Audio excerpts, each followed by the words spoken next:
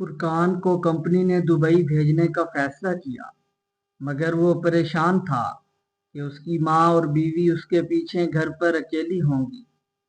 कुछ सोचकर एक दिन वो बाजार गया और एक छोटा कैमरा लाकर गैराज में लगा दिया। अब वो मुतमईन था कि वहां बैठकर भी वो अपनी माँ और बीवी की हिफाजत कर सकेगा और नजर रख सकेगा। दुबई पहुंचकर एक हफ्ता वो बहुत मसरूफ रहा। फिर जैसे ही ख्याल आया तो अपना मोबाइल खोलकर कैमरे की पिछली 7 दिन की फुटेज देखने लगा। मगर जैसे जैसे वो वीडियो देख रहा था, उसके रोंगटे खड़े हो रहे थे, क्योंकि हर वीडियो में उसकी बीवी रोजाना रात को वो ऑफिस में बैठा उस वक्त अपना काम कर रहा था। ऑफिस में काम बहुत ज्यादा हो चुका था, हत्ता कि सर ने उसे ये भी कह दिया था कि वो रात को ओवर टाइम करे। हत्ता कि अगर उसे रात रुकना भी पड़ जाए तो वो रात को भी रुके और यहाँ पर अपना काम मुकम्मल करके बाद में ही घर जाए। उसके सर पर बहुत टेंशन सवार हो चुकी थी। 3 महीनों का काम उसे 1 महीने में सौंप दिया गया था, क्योंकि कंपनी को पिछले 2 महीनों में काफी बड़ा नुकसान मिला था और अब वो चाहते थे कि कंपनी जल्द से जल्द गरवा हो जाए। और अब यही हो रहा था और सबसे ईमानदार और मेहनती मेंबर सिर्फ और सिर्फ फुरकान था। और उसी की वजह से ही तो कंपनी इतने बड़े नुकसान के बाद अब आहिस्ता आहिस्ता ऊंचे लेवल तक जा रही थी। सर चाह रहे थे कि एक बहुत बड़ी डील थी, इस डील में भी वो फुरकान को ही भेजेंगे। इसीलिए उन्होंने उससे कहा था कि इस एक हफ्ते में अपने सारे के सारे काम निपटा ले। सारे के सारे काम निपटाने के बाद उसे दुबई जाना होगा। उसे कुछ समझ नहीं आ रहा था। घर जाता रात को देर से जाता और जाकर जैसे ही सराहने पर सर रखता, उसकी आंखें बंद हो जाती। सुबह जब आंख खुलती, बस उसका जाने का वक्त होता। जल्दी से कपड़े चेंज करता, ऑफिस की तैयारी करता और ऑफिस चला जाता। अब भी वो ऑफिस में बैठा हुआ था। उसे ये सोचकर सुकून मिल रहा था कि अब उसे मजीद कुछ काम नहीं करना पड़ेगा, क्योंकि अब उसे दुबई ही जाना होगा। दुबई में वहां वो अपनी मर्जी से काम करेगा। इसीलिए वो आराम से काम कर रहा था कि अचानक से उसके काउंटर पर पड़े पड़े फोन पर बेल होने लगी। उसने उठाकर कान से लगाया। सर उसे अपने कैबिन में बुला रहे थे। वो जल्दी से उठा और सर के कैबिन की जानिब चल गया। मुस्कुराते हुए उसने सारी की सारी फाइल्स अपने हाथ में उठाई और वहां जाकर सर की टेबल पर वो सारी की सारी फाइल्स रख दी। सर, ये मैंने तमाम फाइल्स मुकम्मल कर दी हैं और मेरे ख्याल से अब ये सारा का सारा काम तकरीबन 2 महीनों का अब मुकम्मल हो चुका है। आज मैं सुकून की नींद सोऊंगा। उसने मुस्कुराते हुए चेयर पर बैठते हुए कहा।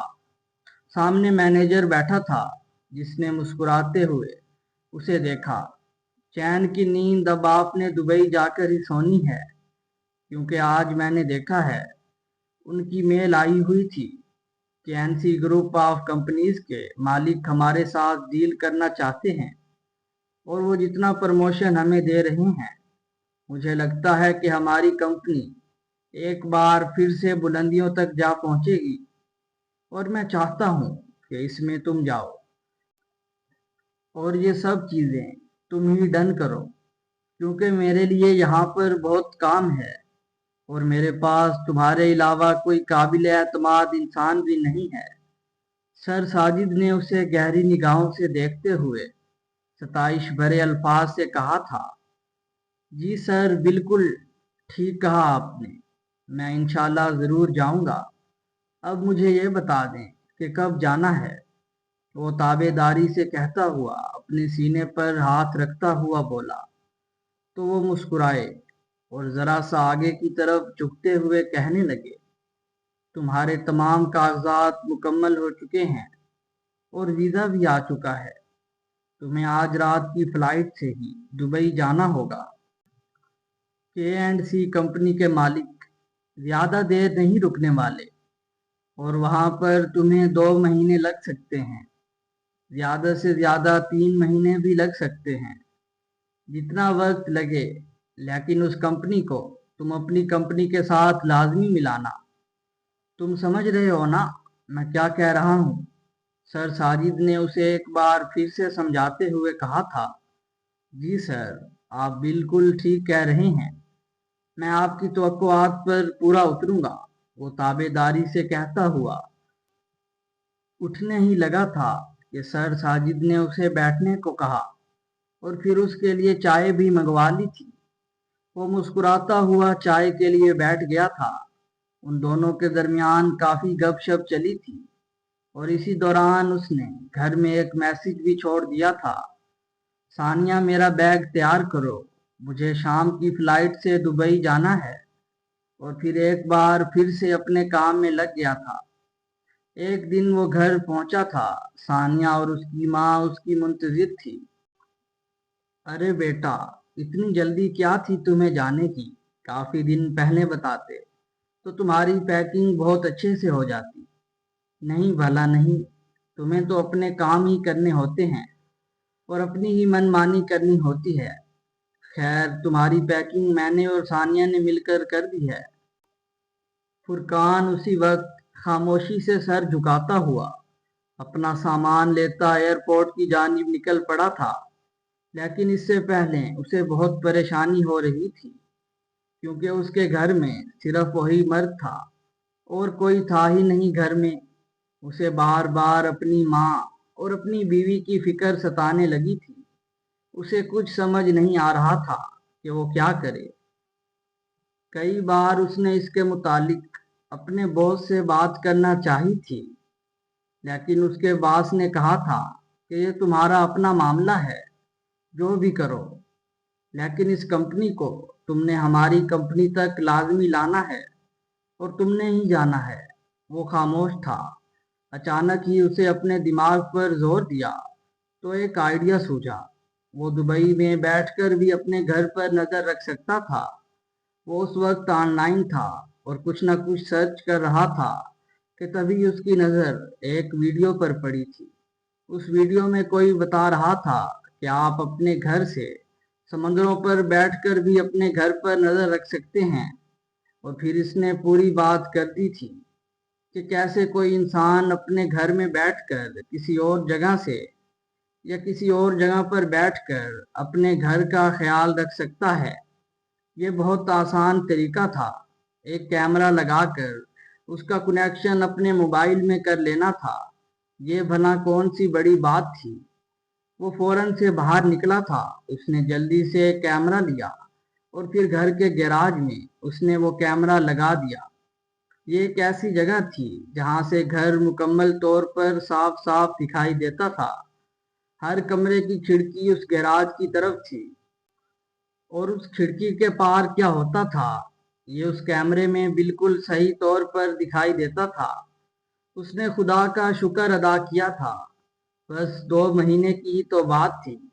اس نے ویسے بھی سوچا تھا کہ اگر کام جلد سے جلد ختم ہو گیا تو وہ گھر واپس لوٹ آئے گا، لیکن وہاں پر بیٹھ کر اگر زیادہ وقت لگ بھی گیا تو وہاں پر بیٹھ کر وہ اپنے گھر کی نگرانی کر سکتا تھا۔ لیکن یہ سب کچھ اپنی ماں اور بیوی کو بتانے کا اسے وقت نہیں ملا تھا۔ اس نے اپنا بیگ اپنے کندھے پر رکھا اور جلدی سے گھر سے باہر نکل گیا تھا۔ سی ایف کرنے کے لیے ثانیہ نے اسے کہا تھا، لیکن وہ نہ مانا تھا، کیونکہ پہلے ہی بہت دیر ہو چکی تھی۔ اس وقت تو 5 بج رہے تھے اور 7 بجے اس کی فلائٹ تھی۔ ایئرپورٹ پر پہنچتے پہنچتے اسے 1.5 گھنٹہ لگ جانا تھا۔ خیر، کافی دیر بعد وہ ایئرپورٹ پر اترا تھا اور اس نے گھر کی اور کیمرے کی وہ لوکیشن چیک کی۔ فوٹیج صحیح سلامت آ رہی تھی۔ اس کی بیوی شاید کچن میں بنانے کے لیے گئی ہوئی تھی اور اس کی ماں اپنے کمرے میں آرام سے بیٹھ کر تصویر پڑھ رہی تھی۔ یہ کھڑکی سے واضح دکھائی دیا جا سکتا تھا۔ اس نے خدا کا شکر ادا کیا اور اپنے موبائل سے وہ فوٹیج آف کرتے ہوئے موبائل کو اپنی جیب میں ڈال دیا تھا۔ काफी देर वो यहीं एयरपोर्ट पर बैठा रहा और फिर एयरपोर्ट से ही अचानक उसका जहाज आ गया। वो जहाज में बैठकर दुबई पहुंचा था। यहाँ सर ने जितना बताया था, काम उससे कहीं ज्यादा था। यहाँ आकर भी उसे सुकून मयस्सर नहीं था। वो जैसे यहाँ पहुंचा, उसके मोबाइल पर कॉल बजी थी। ये कॉल उसके सर की जानिब से थी। उसने कहा था कि तुम जल्द से जल्द फलाह कंपनी में पहुंच जाओ, वहां पर लोग तुम्हारा इंतजार कर रहे हैं। और फिर वो भागता हुआ उस कंपनी में पहुंचा था। वहां पर पहले से ही कंपनी के मालिक और कुछ लोग उसका इंतजार कर रहे थे। कंपनी के बारे में डिस्कस के बाद के लिए वक्त लिया गया था, डिपार्टमेंट में भेज दिया गया था। ये तो शुक्र है कि उसे रहने के लिए एक अच्छी जगह दी गई थी, वरना ना जाने इस दूसरे मुल्क में रहकर वो क्या कर पाता। आखिरकार अपने कमरे में आकर उसे सुख का सांस मिला था। उसने जल्दी से सरहाने पर सर रखा और फौरन नींद की वादियों में उतर गया। उसकी आंख मोबाइल रिंगटोन पर खुली थी, क्योंकि उसका मोबाइल उसके पास बार बार बज रहा था। उसने हाथ लंबा करके अपने मोबाइल को उठाकर अपनी आंखों के सामने किया। K&C कंपनी की तरफ से कॉल आ रही थी। उसकी आंखें एक पल में ही खुल गई थी। उसने जल्दी से मोबाइल कान से लगा दिया। दूसरी जानिब से K&C कंपनी का मालिक बात कर रहा था। हमें आपसे मिलना है, अब जल्द से जल्द ऑफिस पहुंचे, बहुत लेट हो चुका है। उसने जैसे ही अपने हाथ में बंधी घड़ी की जानिब देखा, घड़ी 9 बजने का इशारा कर रही थी, मतलब दिन के 9 बज चुके थे।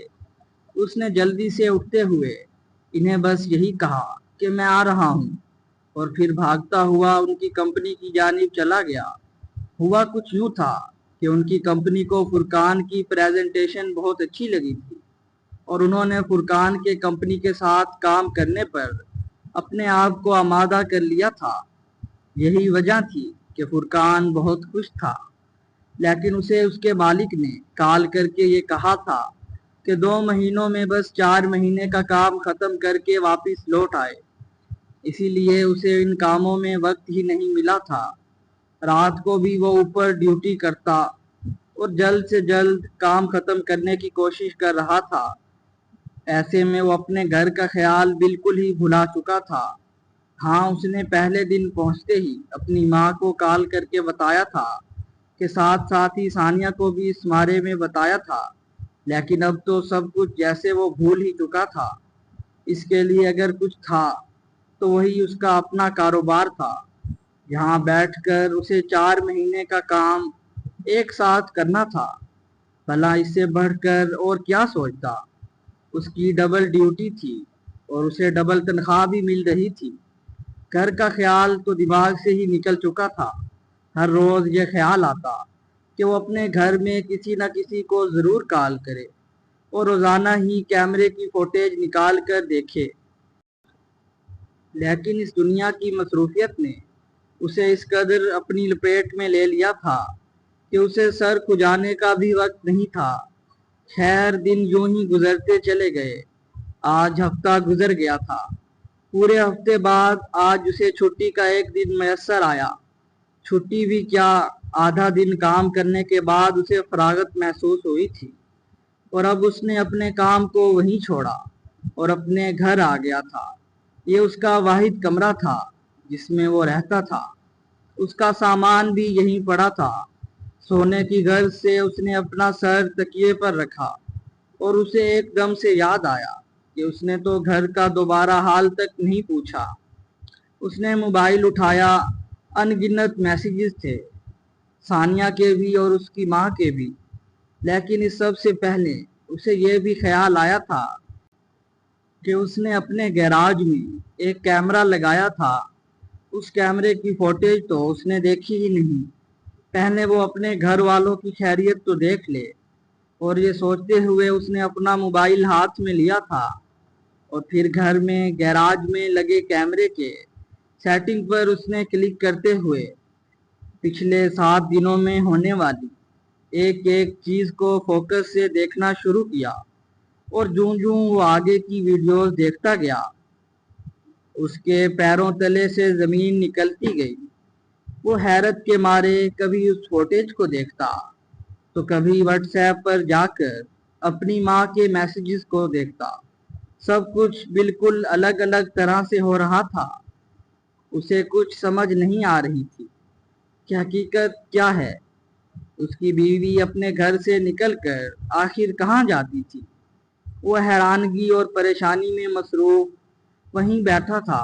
اس سے پہلے کہ وہ اپنے گھر کال ملاتا، اس کی ماں کی کال آئی، اور جو خبر اس نے دی وہ اسے حیران کر دینے کے لیے کافی تھی۔ وہ اپنے والدین کا اکلوتا بیٹا تھا اور وراثت میں ہی اسے غریبی ملی ہوئی تھی۔ آخر وہ کیسے اپنے پورے خواب کر سکتا تھا؟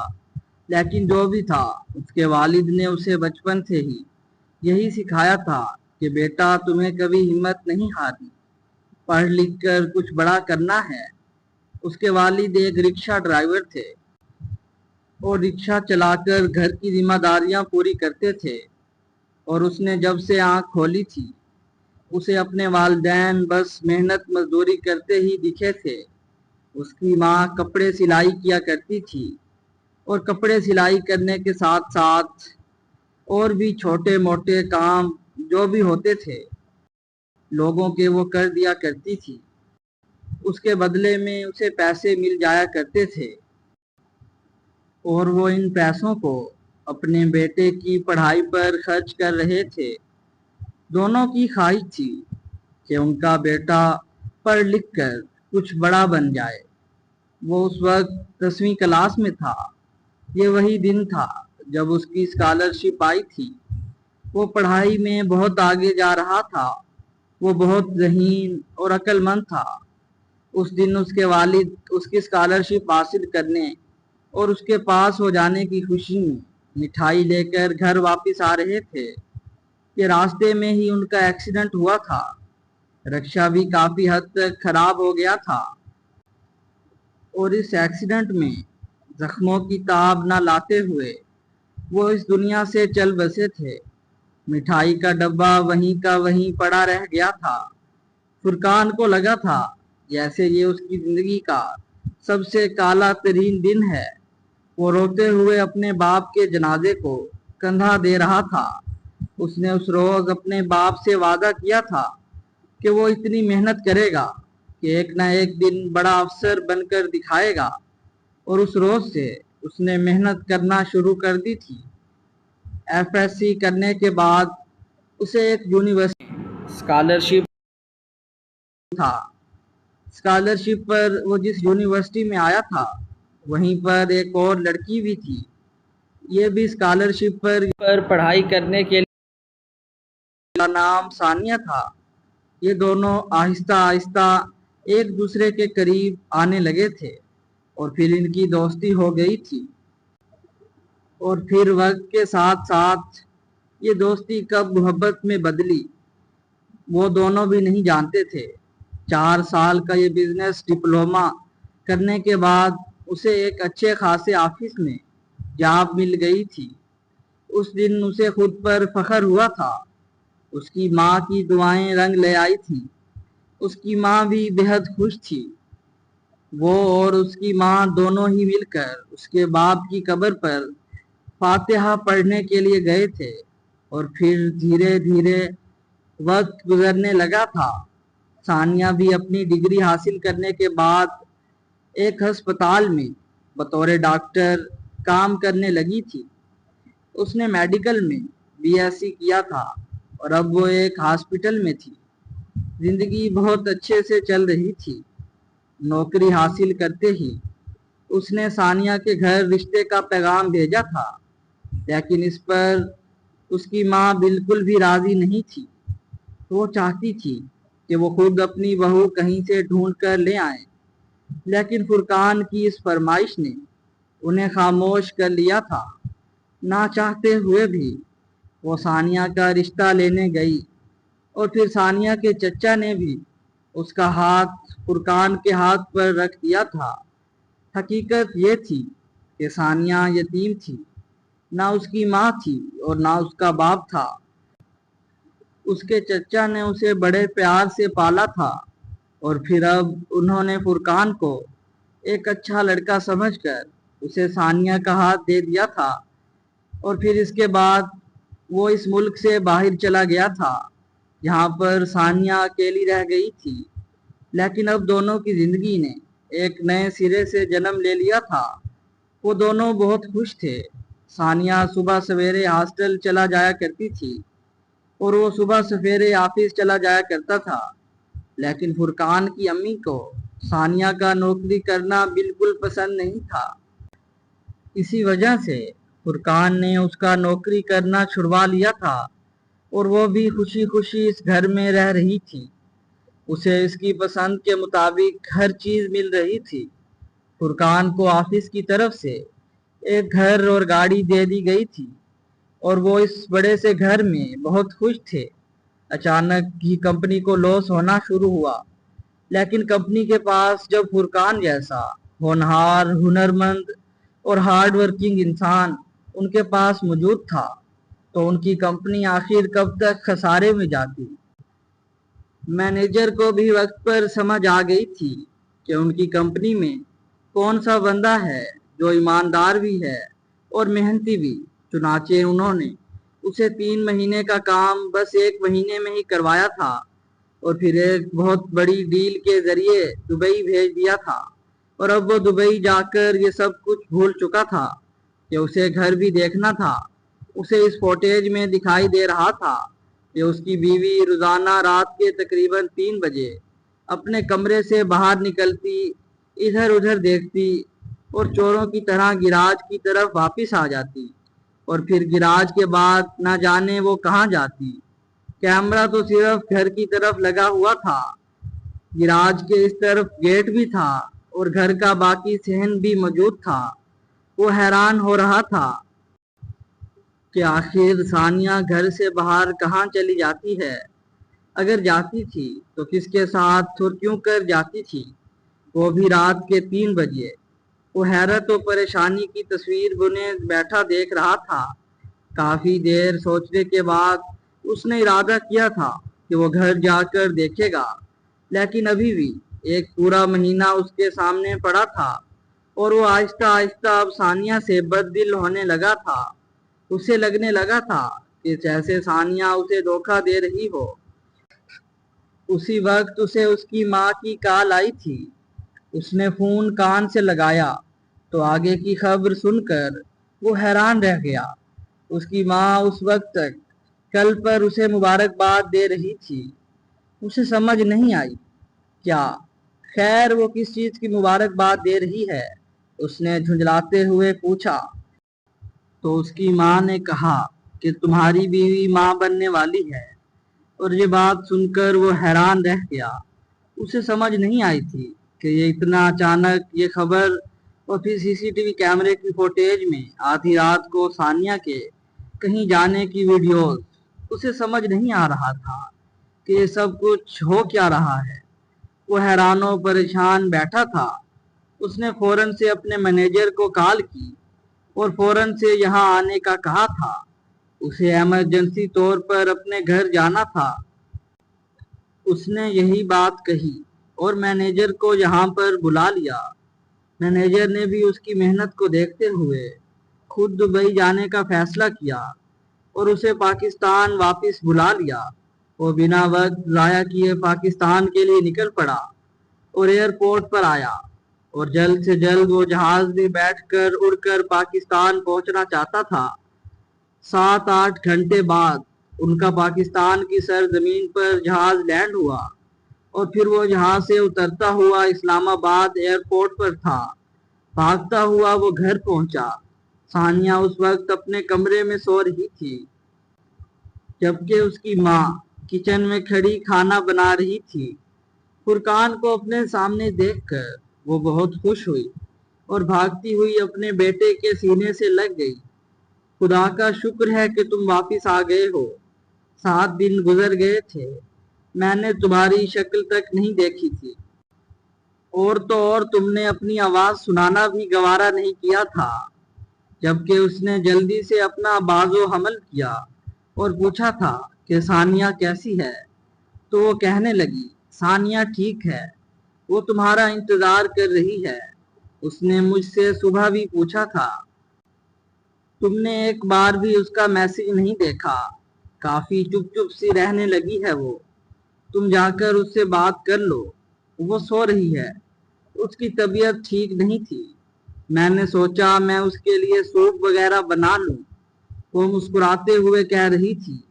اس نے مسکراتے ہوئے اپنی ماں کا سر چوما تھا، لیکن اسے بالکل بھی خیال نہیں تھا طرف جائے، اسے نہ جانے کیوں اس بچے اور اپنی بیوی پر شبہ سا ہونے لگا تھا۔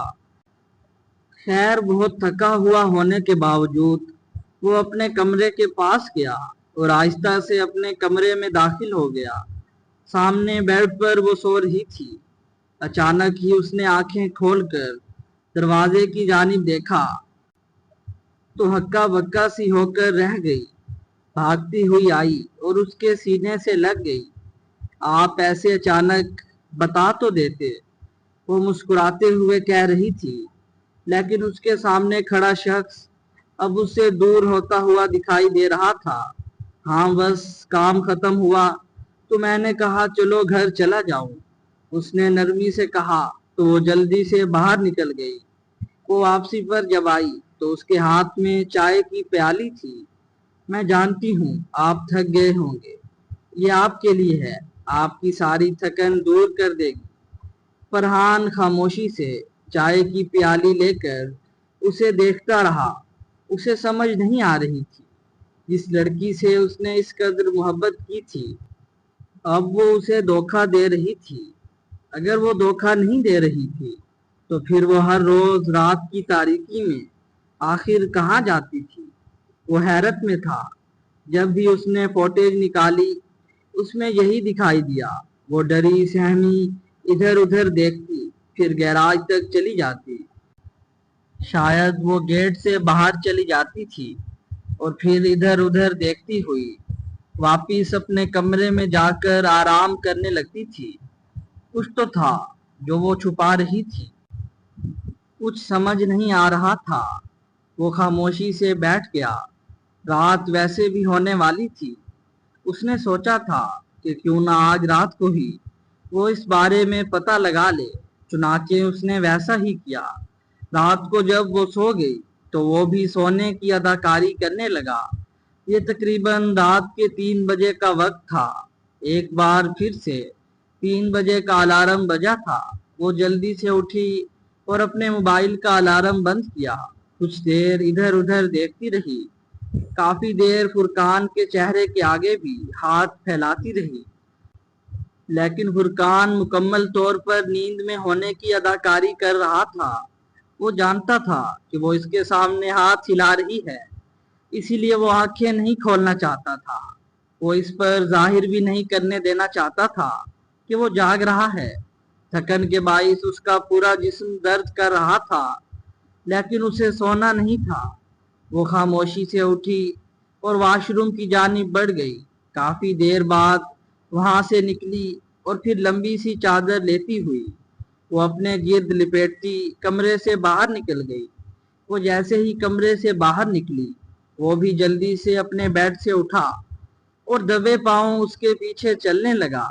آہستہ آہستہ وہ گیراج کی جانب بڑھ رہی تھی اور وہ بھی آہستہ آہستہ دبے پاؤں اس کے پیچھے بڑھنے لگا۔ گیراج سے ہوتے ہوئے وہ حویلی کے گیٹ کی جانب نہیں گئی تھی۔